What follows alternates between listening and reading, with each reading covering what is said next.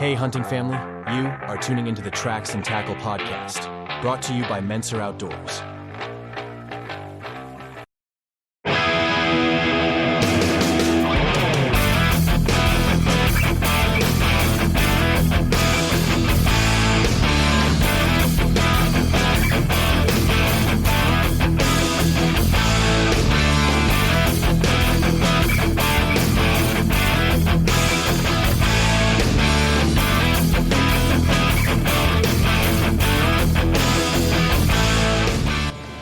Hey there, hunting family. Welcome back to the next episode of Tracks and Tackle. It is that time of year. We are in October, and we're doing something a little bit different this time. We're actually en route. We're in the truck, and we thought nothing better than on the trip to the cabin, sit here and do a little bit of recording. So say hi to the audience and the hunting family there, Brady.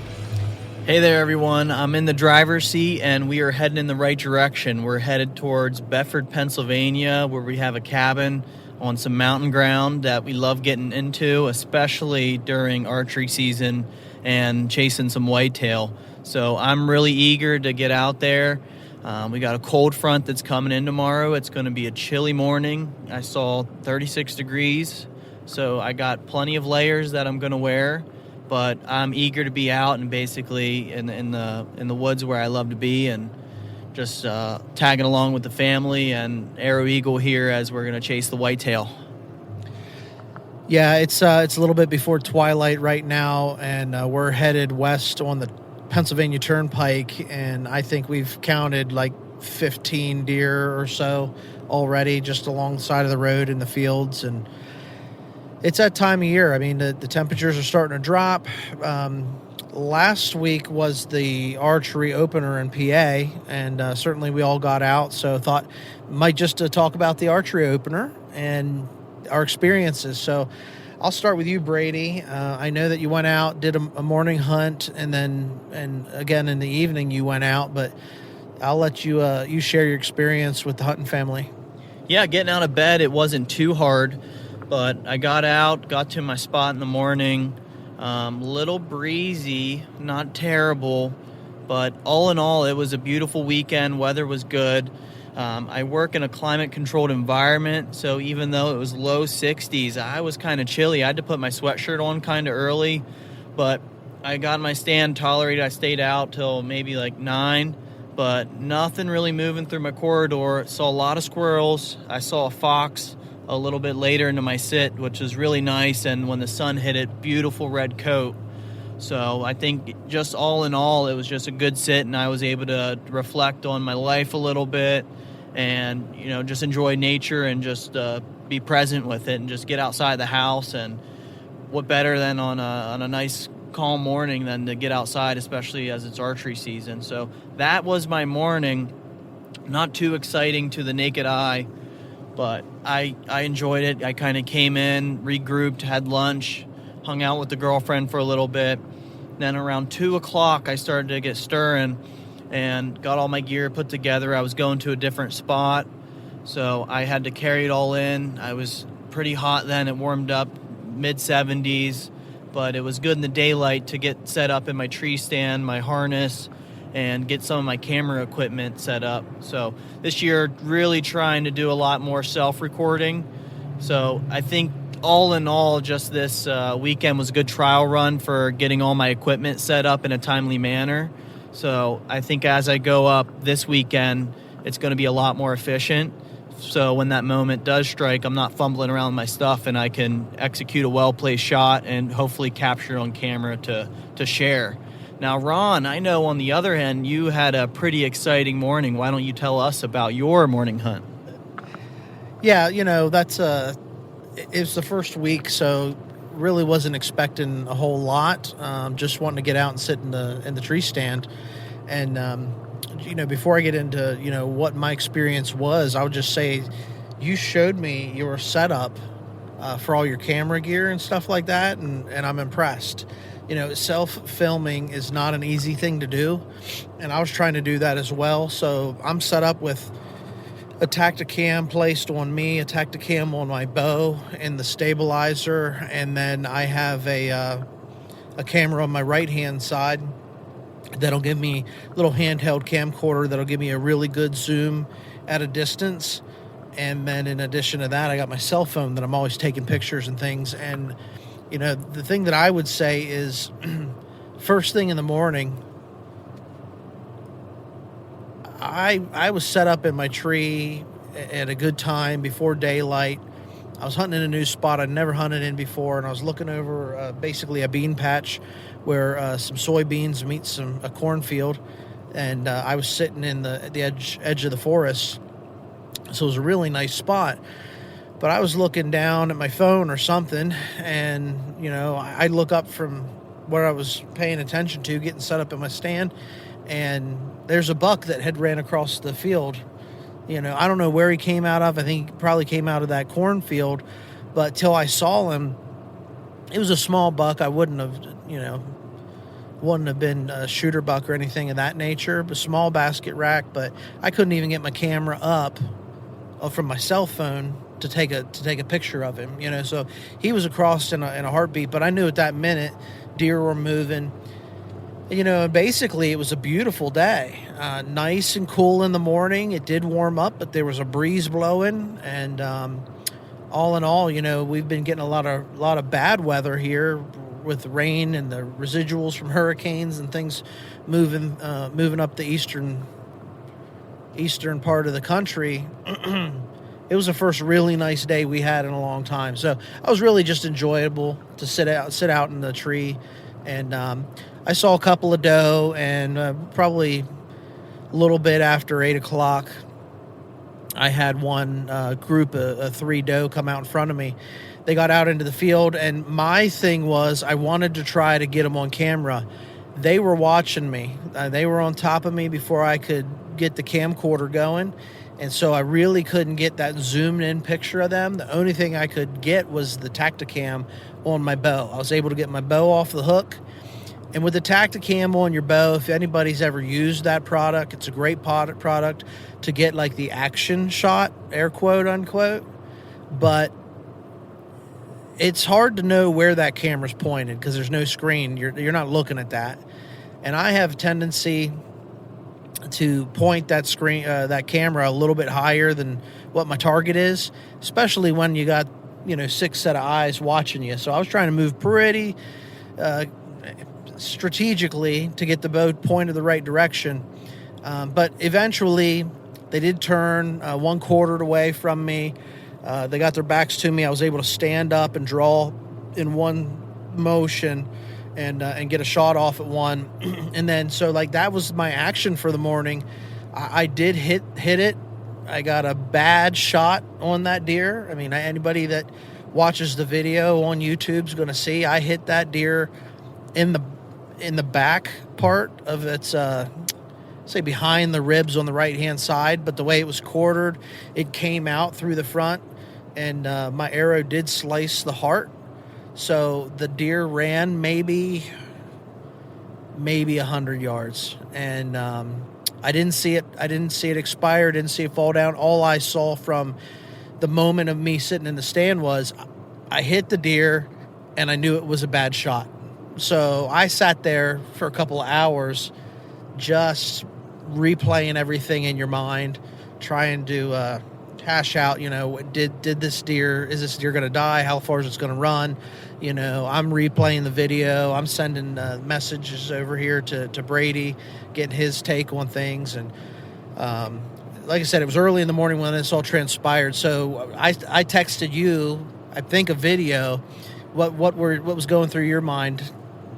Yeah, I was going to say, prior to all this action, you were sending me some good videos of some deer that are far away. I know the one I really had to zoom in and look for it across it, but that's the fun part about having a good hunting buddy is even though we're not together, we're sending each other videos of deer or squirrel or just some text messages just to make each other laugh and kind of make the time go by a little bit quicker. So I think time passed by, and I saw some of the deer you showed me, and I know you showed good restraint because you had a lone doe come through, I believe, and you just waited it out, whether it wasn't a good shot or it wasn't big enough or it wasn't to your taking. But all in all, that all passed by. I was inside, and I think you didn't even send me a message that you shot one. It was just like a video, and it's a longer video, so I wasn't sure what was going on, whether it was just, that doe walking by, but I see these 3 deer, and I'm fast-forwarding through it a little bit, and then all of a sudden I see him run away, and I'm like, whoa, let me rewind, let me bring the tape back. What happened? And then I see the video, and I'm like, all right, he shot, like, awesome, like, sweet. And I'm like starting to text you a lot, basically just figure out, like, what's going on. Do I need to get the tracking dog? You need me to come help you? Is the deer down? And meanwhile, it's probably only been a few minutes for you where you had to wait, but I was just pumped. And I think it's awesome, all in all, knowing the end product that we have meat in the freezer. And I don't know of a last time that we had action on day 1. So, cracking the can. I don't know if you remember the last time either of us had luck on the first opener. Yeah, no, I mean, typically I've not shot a deer on opening day. I don't know if I've ever got one on opening day. A lot of years I don't even go out on opening day, honestly, because it's still early, and I like to hunt hard in November, late October into November. But I did go out because we've been sort of geeking out on this stuff for the past several months. I mean, we've been waiting to get out into the deer stand since January. But yeah, I got a shot off. It was a bad hit. I'm using a different type of Rage broadhead, so I do use mechanicals. I know that's a topic that some people are for fixed blades, some people are for mechanicals. I always use a dual mechanical blade Rage, probably about like a 2-inch 150 grain. And I went to buy my broadheads this year, and for the same price, I got these. I thought they were the exact same thing, but when I opened them up, they're a trial blade. So there are 3 blades on it, and I think that made all the difference, honestly, because I mean it butchered that deer. That hit that I put on it, entry wound a little far back, exit wound, in the right place to get the job done. And originally, the blood was a little bit dark, and so we were wondering, it wasn't great blood, but after about there's 2 deer right there alongside of the highway. Easily distracted here on Tracks and Tackle. But, I mean, the blood was a little bit dark to start. But after about 15 yards, it really opened up and she was spraying. So all in all, it was a great opening day. I went home, started processing and butchering the meat in the afternoon because it did get up into the 70s. And I knew that the rest of the boys were going to go out and do an evening hunt. So I was sort of on standby in the evening, waiting to hear from the rest of you guys. And, the biggest thing is making sure you make it to the deer stand and back to your truck, not losing any of your gear. Yeah, we'll get to that. But all in all, I want to say, first off, the video you sent me, just to paraphrase, I actually had time to turn the volume up and listen to, but your first reaction was basically what you said there, is to paraphrase, just, oh crap, I hit it back. And so instantly I'm maybe this one's going to get away. But all in all, we spent a lot of time in the spring, the summer, practicing the shoot. But it's different when you're out there in the field. A lot of variables out there that go whenever you release that trigger, whether that deer turns, how it reacts, the wind, there's so many to go on. But all in all, to reflect, you didn't make the perfect shot, but the end goal, that deer is down on the ground, meat in the freezer. The mission was accomplished. So don't hang yourself up on it too hard, and don't focus on the little things, because ultimately, it worked out in our favor. But as for me, my evening hunt was a little eventful. I got out to my spot. I'm all set up. As I said, I was messing with my camera gear. So what I have is a GoPro on, essentially it looks like a wrist wrap, or you'd wrap around your backpack. But I got that covering a corner of my tree frame. And then in the middle, I got this phone holder that clips on. So I got my left corner covered. I got my right corner covered. I got another tree limb where I have a camcorder on, and then I have the phone holder that is in the middle. So all in all, if it's in front of me, I got it covered. If it's behind me, it's likely going to be a different story. But I got all that set up, and I was hanging my bow up, and I was about ready to knock an arrow and put my wrist wrap on me, and I realized, oh crap, where's my release? So I guess what happened was I didn't fasten enough with the Velcro, because I just wrapped the Velcro around the bow holder. So I didn't have it. I'm like thinking through my head, because the sight that I use, it's called anchor sight. I'm not using a peep sight due to my glasses and the inability to look through that comfortably. So I use an anchor sight, and essentially you just get to your spot, a bullseye lines up, and that lets you know you're in the same draw length. But using my fingers compared to a release, my draw length was a lot shorter. So I was like, well, great. Like, should I even shoot at a deer? But luckily with that sight, I realized as long as it's lined up, I'm good. So I was like, all right, like minor inconvenience, like I'll persevere. What would our ancestors do? Our ancestors aren't going to pack it in and head back inside. They're going to go out till the mission's accomplished. So I figured out, all in all, didn't see any deer, so didn't have to worry about it. And then I pack it up. I make sure I tighten that on my bow pretty good. And I'm walking out of the woods with all my gear. I got my climber stand. I got a backpack. And I clip my bow on my backpack, clip my backpack on my climber. Got a headlamp on. I'm walking out of the woods hands-free. This is really nice. Well, I'm like being careful, like making sure I listen in case I drop stuff. But I guess my ears weren't turned on well enough. I made it to my truck to realize that my freaking quiver fell off. So I'm like, oh, great. But the good news was on the way out, I did find my release. But the bad news was I lost the quiver, which ultimately the next day I went out and found it. So no big deal, but it's just one of those things, just my luck. Yeah, so I got the update that night. Like I said, I was sitting around waiting to get a phone call, and he said, you want to go left here? Yeah. I got the phone call, and he said, good news is I found my release and saved $15, and the bad news is I lost my quiver, and I'm out about 150. So we'll get that straightened out. Like we always say, lessons learned, and everything that we do, there's always a lesson to be learned. Yeah, that lesson was learned. So from now on out, my bow's going to be in my hand so I can see everything that's going on with it, and we're not going to lose any important equipment that's a part of the hunt, and an essential piece of equipment at that. So lesson learned, and especially good to know that it's early season. It's not like I'm going up to camp and I'm making a longer hike and I'm away from my house where, I can't go to the store and make these adjustments if I do lose stuff. So yeah, like we laugh at it now, and just going forward, it's just going to make us better outdoorsmen. Yeah, without a doubt, lessons learned. So, well, we're about halfway, I'd say, on our trek up to our hunting camp. It's sun's going down, starting to see some tail lights, and I can't tell you how excited I am to get out in the woods. Haven't done any hunting up here at the cabin yet, and we're going to break the ice here. I'm a little bit hesitant on if I see something, if I'm going to pluck the string or not.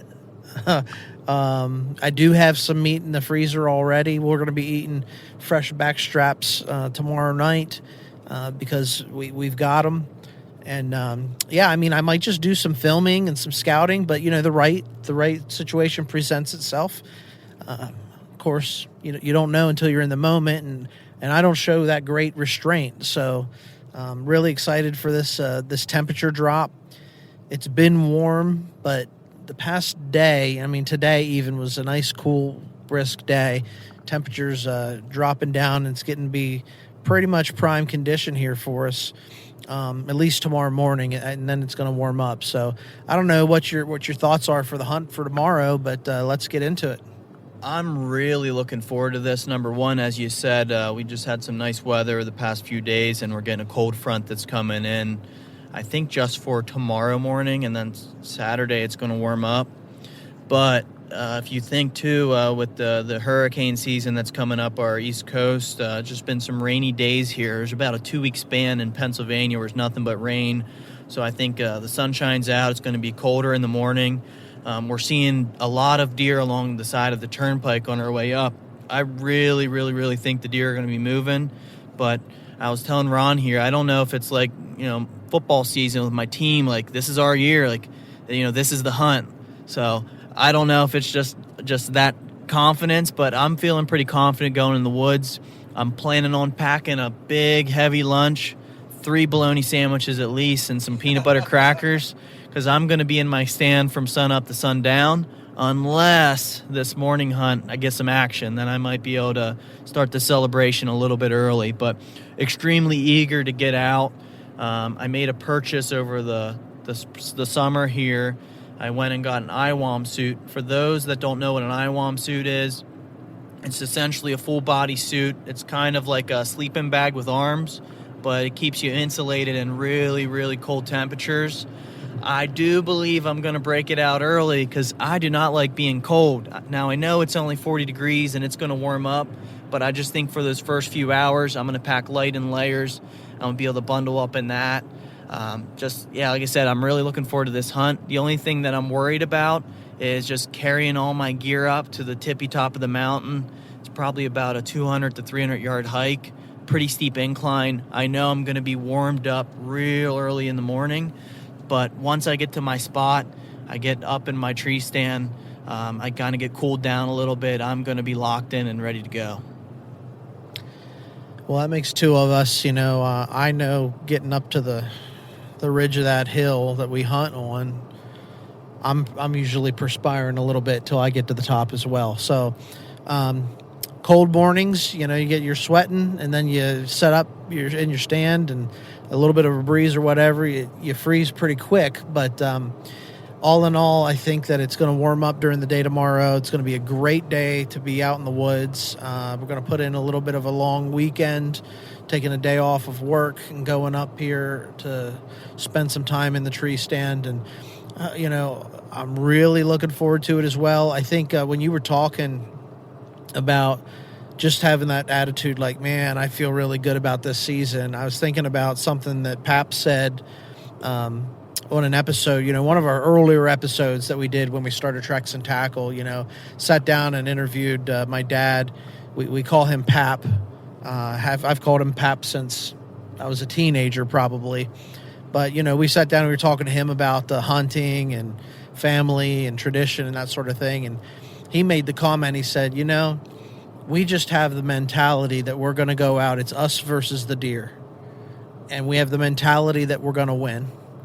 And sometimes we win and we harvest that animal, and sometimes we don't and the deer win. But it doesn't change our mentality that when we go out and we think we're going to win. Yeah, I couldn't agree more. It's, it's our mission. We're not just going out to, sit out and enjoy nature. I mean, that's definitely a big part of it.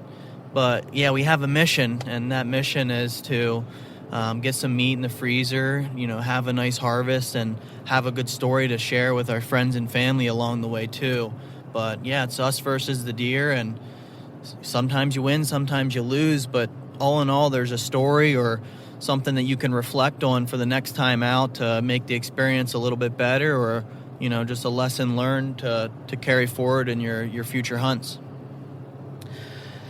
So hunting family, I guess the lesson that, or the message that we're sending is, go out with expectation.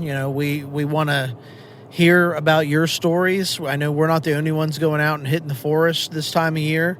We love feedback. Go ahead and hit us up on YouTube and check out that video from the first week's hunt. I think we'll get that published here in the next couple of days.